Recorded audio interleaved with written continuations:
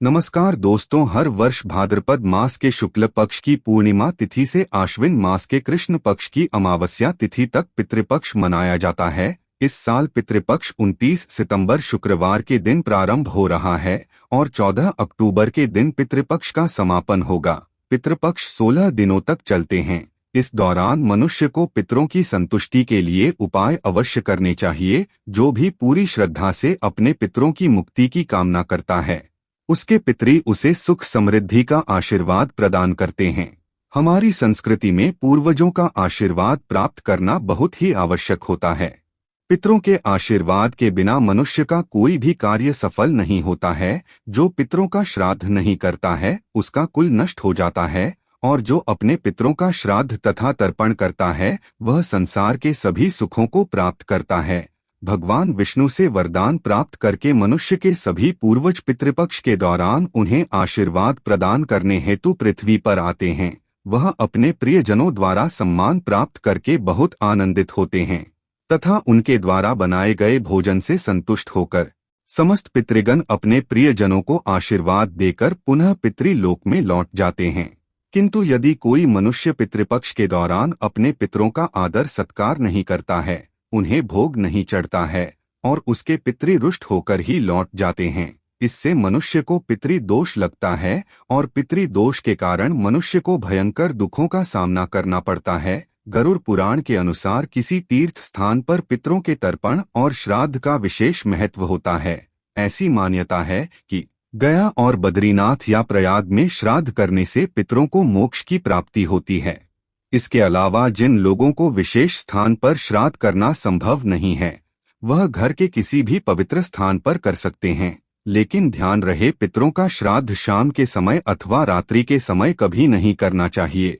पितरों का आवाहन और पूजा केवल दिन में करनी चाहिए। रात्रि में आवाहन करने में नकारात्मक शक्तियां घर में प्रवेश कर सकती हैं, अथवा जो पितृ प्रेत योनि में होते हैं वह घर में प्रवेश कर सकते हैं, जिससे घर में दुर्घटनाएं होने लगती है। दोस्तों, अगर आप इस चैनल पर नए हैं तो इसे सब्सक्राइब जरूर करें, कमेंट में जय श्री कृष्णा अवश्य लिखें, साथ ही वीडियो को लाइक जरूर करें। आइए जान लेते हैं, गरुड़ पुराण के अनुसार मनुष्य को अपने पितरों को प्रसन्न करने के लिए कौन से महत्वपूर्ण उपाय करने चाहिए। सबसे पहले उपाय, पितृपक्ष के दिनों में लोग मृत आत्माओं का आवाहन करते हैं, जिस कारण से पितरों के साथ अन्य प्रेत आत्माएं भी घर में प्रवेश करने का प्रयास करती है। यह प्रेत आत्माएं घर में भयंकर शोक की स्थिति निर्माण कर सकती है। इसीलिए पितृपक्ष में अपने घर के मुख्य द्वार के सामने जल का छिड़काव करें। इससे पितृगण अत्यंत संतुष्ट होते हैं और नकारात्मक शक्तियां घर में प्रवेश नहीं कर पाए। दूसरा उपाय, पितृपक्ष में पितरों की संतुष्टि के लिए भोजन बनाया जाता है, लेकिन कुछ लोग इस भोजन को केवल पितरों की तस्वीर के सामने रख देते हैं। पितरी इस भोजन को ग्रहण नहीं कर पाते हैं, इसीलिए आप थोड़ा सा भोजन गौ माता को, कुत्ते को अथवा कौवे को अवश्य खिलाएं, जिससे यह भोजन आपके पितरों को प्राप्त हो सके।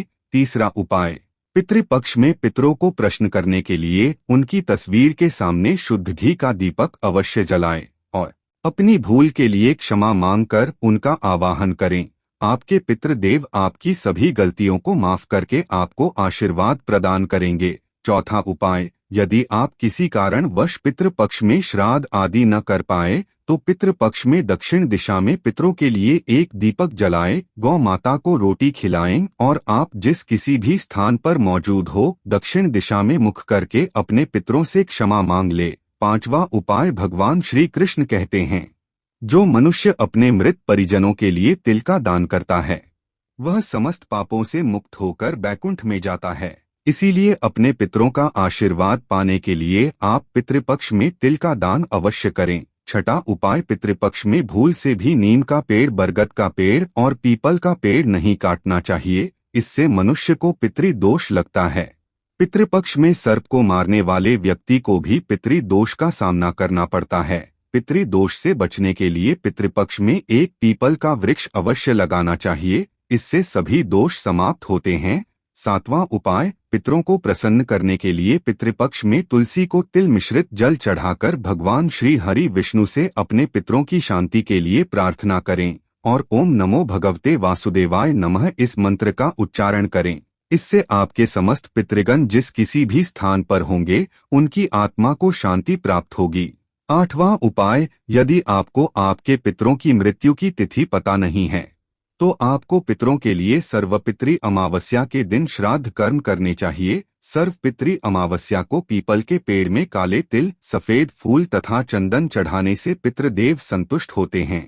आइए अब जानते हैं गरुड़ पुराण के अनुसार ऐसे वह कौन से व्यंजन है जो आपको पितरों के लिए बनाने चाहिए। सबसे पहले हैं दूध और चीनी से बनी खीर। पितरों के लिए अगर आप बहुत सारे व्यंजन न बना पाए या आपकी परिस्थिति इस अनुकूल न हो तो पितरों की तृप्ति के लिए आपको दूध और चीनी से बनी खीर अवश्य बनानी चाहिए, जिसमें सूखे मेवे डालकर पितरों को भोग चढ़ाए। इस व्यंजन से उन्हें सबसे ज्यादा आनंद मिलता है और वह प्रसन्न होकर ही आपके द्वार से लौटते हैं। दूसरी चीज है कद्दू की सब्जी। गरुड़ पुराण के अनुसार कद्दू की सबसे पितरों को अधिक प्रिय होती है। कद्दू को सात्विक व्यंजन माना जाता है जो श्राद्ध और प्रसाद में अक्सर परोसा जाता है। अगर आप भी श्राद्ध का भोजन बना रहे हैं तो कद्दू की सब्जी अवश्य बनाएं और पितरों का आवाहन करते हुए उन्हें अर्पण करें। तीसरी चीज है शुद्ध घी की रोटी। पितृपक्ष में पितरों के लिए शुद्ध घी से बनी रोटी अवश्य बनाएं और पितरों को याद करते हुए एक रोटी कौवे को और 2 छोटी रोटियां बनाकर गाय और कुत्ते को खिलाएं। इससे आपके पितृगण जिस भी रूप में धरती पर उपस्थित होंगे वे तृप्त होकर आपको अवश्य आशीर्वाद देंगे। चौथी चीज है पीली मूंग दाल और सफेद उड़द दाल। इन 2 दालों का उल्लेख गरुड़ पुराण में खास तौर पर किया गया है, जिसमें इन 2 दालों से बनने वाले व्यंजन चाहे वह मीठे हो या नमकीन अवश्य ही पितरों के लिए बनाने चाहिए। अगर आप उनकी श्राद्ध तिथि पर इस व्यंजन को बनाते हैं तो आपके पितृगण अत्यंत संतुष्ट होंगे। इसके अलावा गेहूं से बनी पूरी, मीठी गुड़ की रोटी, मीठे केसर वाले चावल, काले चने और बेसन से बनी चीजें भी पितरों के लिए बनाई जाएं तो पितृ प्रसन्न होकर उन्हें ग्रहण करते हैं। आइए अब जानते हैं भोजन कैसे बनाना चाहिए। जैसे हम ईश्वर का भोग बनाते समय उस भोजन को नहीं चखते अथवा उसे जूठा नहीं करते हैं, ठीक उसी प्रकार से हमें पितरों का भोजन भी उन्हें अर्पण करने से पहले जूठा नहीं करना चाहिए। भोजन बनाने से पहले आपको पूरी तरह से शुद्ध होना चाहिए। बिना स्नान किया आपको पितरों का भोजन नहीं बनाना चाहिए। और जो स्त्री मासिक धर्म में हो उस वक्त भी उन्हें पितरों के भोजन को नहीं बनना चाहिए। ऐसा भोजन पितृ स्वीकार नहीं करते हैं। पितृ भोजन बनाने से पहले रसोई घर को गंगाजल से स्वच्छ कर लेना चाहिए और यदि गंगाजल ना हो तो साधारण जल छिड़ककर पहले स्वच्छ कर लेना चाहिए। उसके बाद ही भोजन बनाना चाहिए। भोजन बनाने से पूर्व इस मंत्र का जाप अवश्य करें, ओम पितृदेवाय नमः। आइए अब जानते हैं पितरों को किस प्रकार का भोजन नहीं चढ़ाना चाहिए। सबसे पहली बात, कई लोग मानते हैं कि उनके पितरों को मांसाहार भोजन पसंद था तो उन्हें पितृ श्राद्ध पर मांसाहार बनाकर खिलाना चाहिए, किंतु ऐसा करना अनिष्टकारक हो सकता है। जब आपके पूर्वज पितृलोक में प्रवेश करते हैं तो उनका भोजन सात्विक बन जाता है, इसीलिए पितरों केवल सात्विक भोजन ही बनाएं। तामसिक व्यंजन जैसे प्याज, अदरक और लहसुन आदि का प्रयोग भी श्राद्ध भोजन में नहीं करना चाहिए। ऐसा भोजन पितृदेव स्वीकार नहीं करते हैं। पितृपक्ष के दौरान कभी किसी बुजुर्ग का अपमान नहीं करना चाहिए, इससे हमारे पितृ रूठ जाते हैं और हम उनके आशीर्वाद से वंचित रह जाते हैं।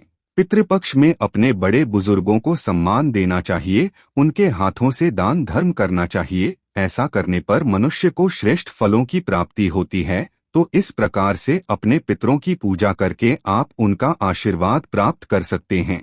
तो मित्रों, यह थी आज की हमारी जानकारी।